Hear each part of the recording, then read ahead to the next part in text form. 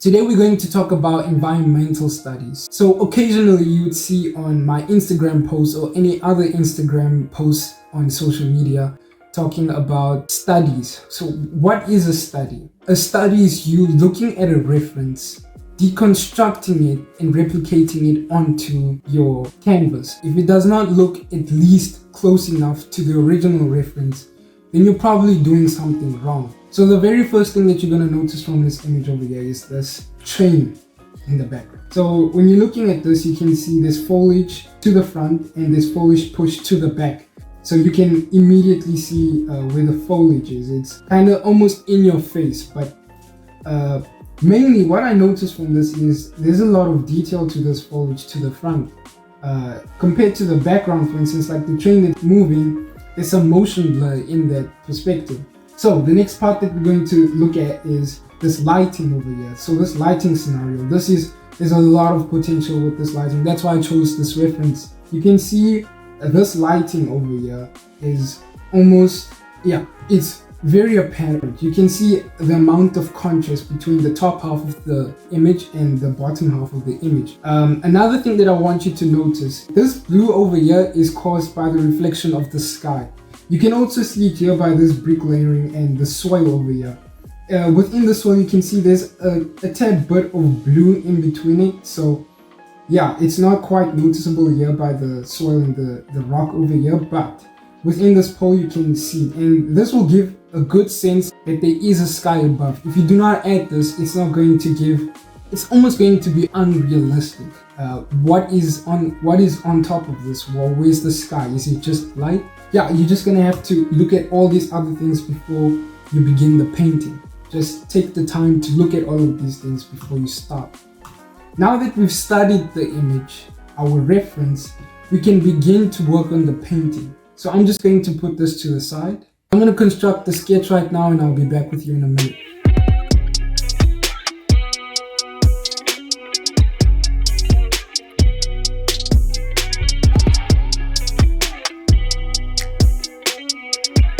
Remember, you don't have to do what I do. If you have another way to get the perspective down, especially using a tool, for instance, like I know Clip Studio Paint has a tool for perspective. I know Photoshop has it, but I don't use it. If you need to use 3-point perspective or 1-point perspective tools, then you can. Just do what you need to, whatever makes you feel comfortable within the painting.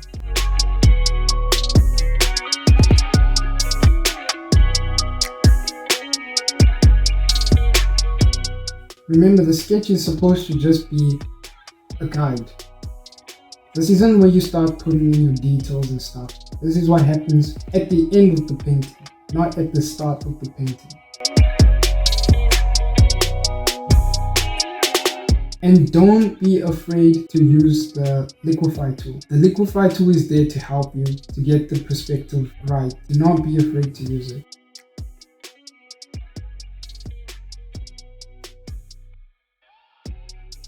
Man, I hate drawing lines.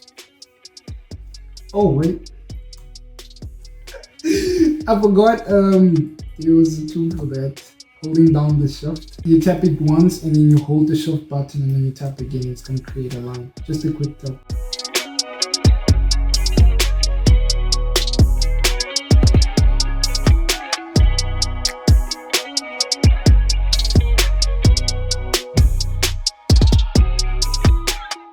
Cool. I think we can start with the actual painting now. So what I'm going to do is I'm going to merge all of these sketching layers because I think they're pretty good enough. So we can always get back later. I'm just going to do this now just to get it out of the way, but we should always come back later to review the sketch because you're going to see it's going to be part of the final painting, and there's some sections that you're going to want to remove later as you are beginning to render your painting. So I'm just going to merge everything down, and then I'm going to create a new layer right underneath the sketch, and we're going to start to block in all of the sections of the reference, and we're going to deconstruct everything here and replicate it onto the painting. I'm going to start creating this layer blocking in the train, and then after that we're going to begin with the other stuff. Another thing about doing these types of studies is a lot of color theory. I still struggle with it myself. I think I'm decent with color theory, but I kind of work around it later on. So this is the color that I'm placing down onto the painting. Might be a tad too dark, but we'll work around it later. So you see it's slightly dark, right? So I'm going to use this tool here, the hue and saturation tool, and I'm going to add a bit of lightness to it. Maybe a tad bit saturation, and yeah, maybe just put that down a bit, maybe at a 6. You see, and right then there you can just continue. I'm happy with that color. And now there's another part of it just underneath. We're going to take I believe this is within the red, so the red, and we go down here, and we're just going to use this lasso tool once again. Cool. So now we have 2 parts of the painting done. Now we can start with that section at the back. I want to get that out of the way. That section of the back has this this blue hue. This is part of the sky. So I'm assuming that's like a whitish gray and a tad bit of blue. So I'm just gonna take that, move it up a bit. Now we're gonna make that a bit lighter, bring the saturation a bit down, and just fill in this layer out of the lasso into a lighter color. Now we're going to work on the front part of the painting. And you see why I'm starting with the front part of the painting now is because it's going to have a bit more detail within this part of the painting. So let's just quickly talk about depth cues. So what happens with depth cues is this is the perception or the illusion of distance. So it's how you're able to see how far and how close something is. Like if you take your finger and you just place it in between your eyes, when you focus on the finger, you can see the background is blurred. But when you begin to take focus on other things besides the finger, I'm looking at the camera right now, it has the most detail to me. This finger is blurred out. So when we talk about depth cues, this is where we start to realize a few things. When we look at this train, for instance, remember it's blurred. It has motion blur on it. It's not going to have as much detail because you must remember, it doesn't help that your background is flawless, but your subject is like nonsense. That I'm going to work on later. This front part, the train, is what I'm going to work on a bit more, and the front is what I'm going to work extra more on. Now we're going to start with the front part of the painting.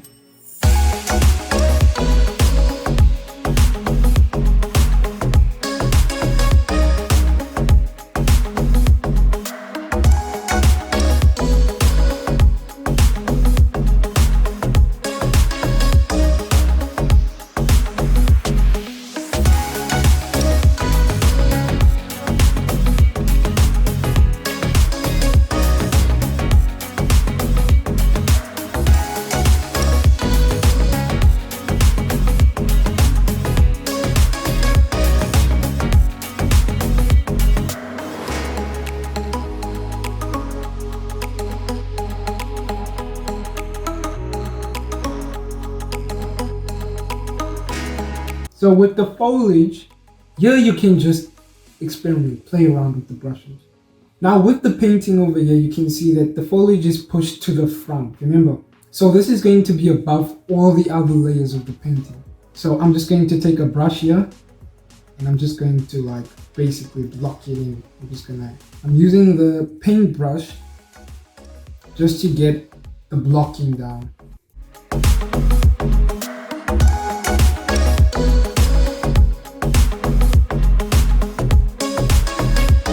When you work like this, you're a bit more organized. You can create groups as well, which I'm going to do. I don't know for which sections, but preferably in the places where I'm going to spend a bit more time. I'm assuming maybe the train, specifically the train, I'm going to have a separate group for that, so that I don't get confused and I'm not constantly scrolling through 100 layers for it.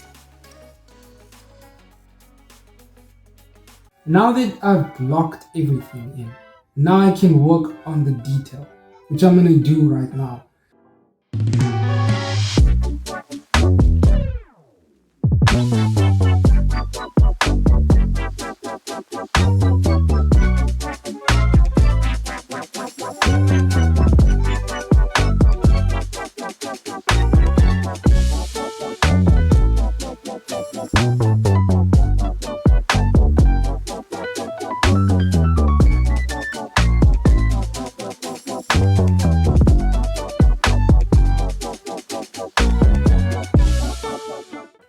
specific layers. So we know we have these blockings, right? And they're on a specific layer. But what we can do is we can link a layer towards a specific layer. Let me show you what I mean. We can just take this and we can take this layer and do what we call a clipping mask. So it's like a mask. I don't know how I can explain a mask to you. If you think about a mask, it's just covering what's already there. If I put a mask on, it's going to cover only my head. It's not going to cover my hands, my feet, my body, only my head, because it's meant to work on a specific part of my body. My hand glove, for instance, it's covering a section of my hand for a specific purpose. So it's the same thing that we're doing here. We're going to create a clipping mask on a particular part of the painting. I'm going to do that right now. I created a new layer. I'm going to use Alt and I'm going to tap on the layer, and then I'm going to create a clipping mask.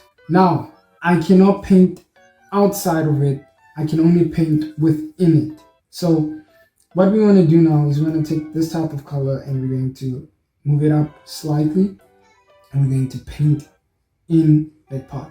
If I'm worried about painting or overlapping there, I don't need to worry, because it's not going to go any further than that.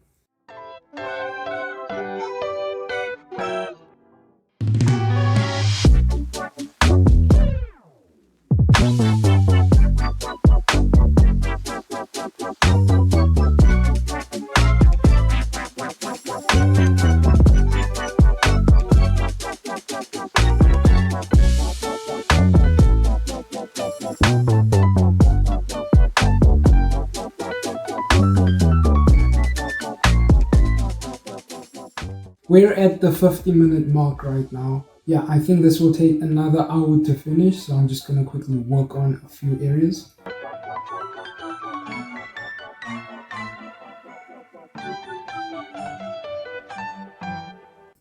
So I'm gonna have to create another layer. This is for the foliage pushed to the front. And I'm going to make this a darker color. I'm gonna change the hue just a bit up, and I'm just gonna start blocking that in.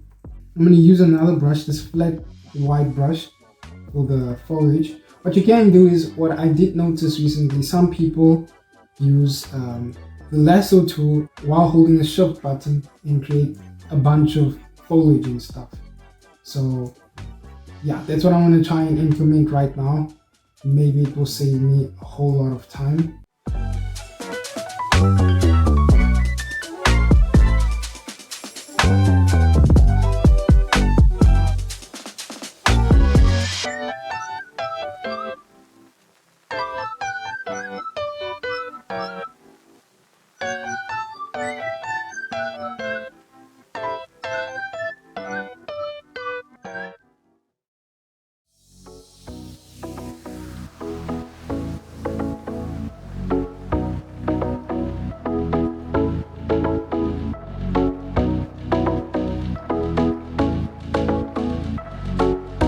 When it comes to the rock, the contrast between the rock is what's going to be the most important. This is what's going to affect it so much, because it kind of blends with the soil surrounding it. I'm going to take this layer right here. I'm going to create a clipping mask, and I am going to shade it in. Shade in that blue hue from the background that I see, using the soft brush. Just a quick reminder, if you'd like access to these brushes, you can join my Patreon. In the Patreon, you will get free brushes, and if you go to my Gumroad, you can purchase one of the monthly rewards for my patrons. You see how much depth it's giving. Like, it's just crazy.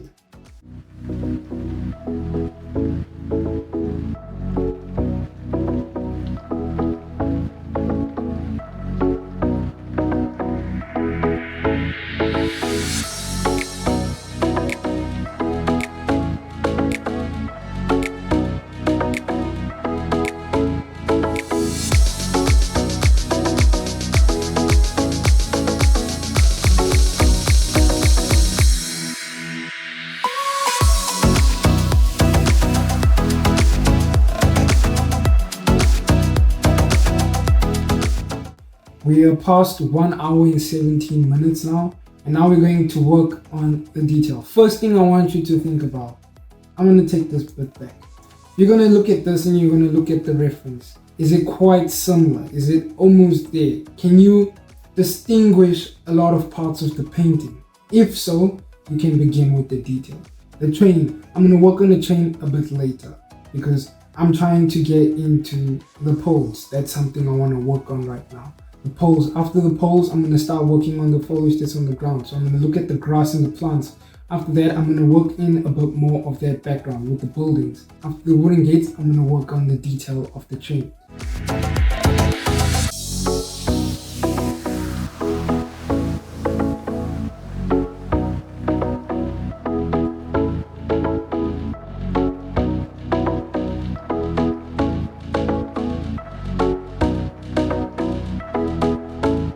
So what I'm doing now is just using a multiply layer. I'm not too good at multiply layers. I am struggling myself, but I'm going to use it for the sake of this video. It's going to save you a whole lot of time. So I'm using this, and basically what it's going to do is where some parts that are dark, for instance, it's going to automatically make it dark for you. You can see with the shadow here, this is mainly for shadows. That's why I'm using it for the shadow. And it gives this depiction or this perception of what we want to see. So now I can create another layer and I can just work around that.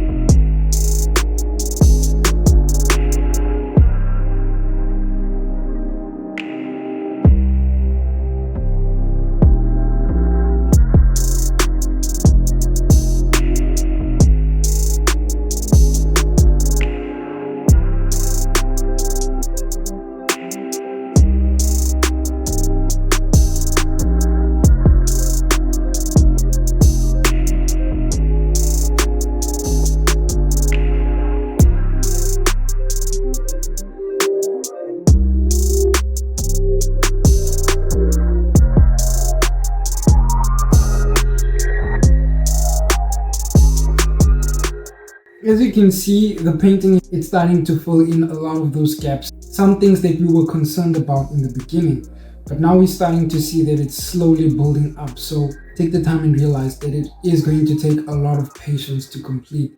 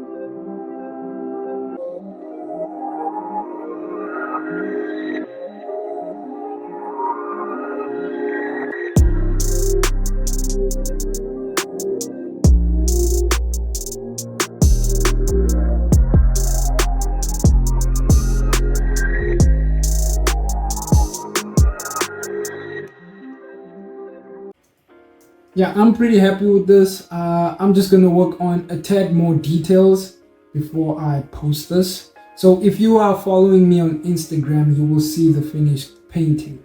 So to learn about the soft light, this is very simple. Basically, you just take a soft airbrush and then you take one of these colors selected over here. I'm going to take something around this area. We're going to change this layer to hard light, and then we're just going to brush it off like this in those areas where the foliage took place. And you can take a soft airbrush eraser and just erase in those places where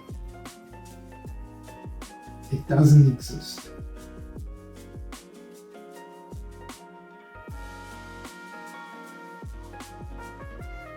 I'm pretty much done with this. I am happy with how it turned out. I am going to do a little more touch-ups here and there just to get the painting done and finished. This concludes the environment tutorial for today. If you'd like to see more coming in future, hit that notification bell, subscribe, like the video, and I appreciate you for staying up until now. I will see you next time.